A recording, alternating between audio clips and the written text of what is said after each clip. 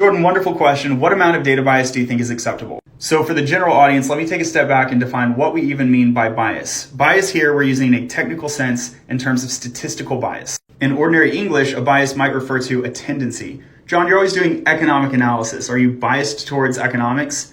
In statistics, that would be called a correlation or a tendency. That in and of itself is not a bias. A bias would be if your correlation was higher than it should be or lower than it should be. If your measurement of correlation was incorrect or erroneous, it would be biased.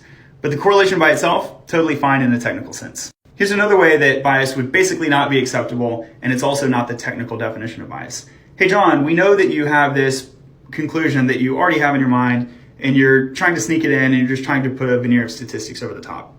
So in economics, we would call that a moral hazard, and that's distinct from a technical bias. Although in the normal English, we kind of say, hey, you're biased, and we're actually referring to that moral hazard. So here are two examples of technical bias. One would be omitted variable bias.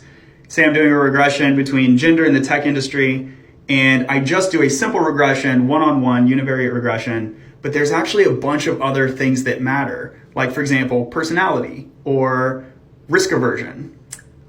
So if I leave those variables out, if I omit them, then the statistical coefficient of gender will be biased because it will be including some of those other effects that shouldn't be attributed to it. Another important technical bias is repeated measurement bias, where if I run a survey on Monday, Tuesday, and Wednesday, and I get 50 responses each day, and then I do a regression on them, and I don't account for the fact that Jim responded on all 3 days, and he actually got more votes, as it were, then there's a bias where I'm actually over-representing Jim's opinion, and I'm not really getting the opinion of the general population. So that would be a biased result. So those are formal statistical biases. There are also informal or domain-specific biases.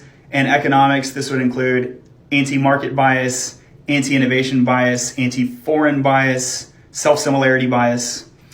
So these are biases that are results of theories in your field. And those biases are not statistical biases in the sense that your model is technically wrong.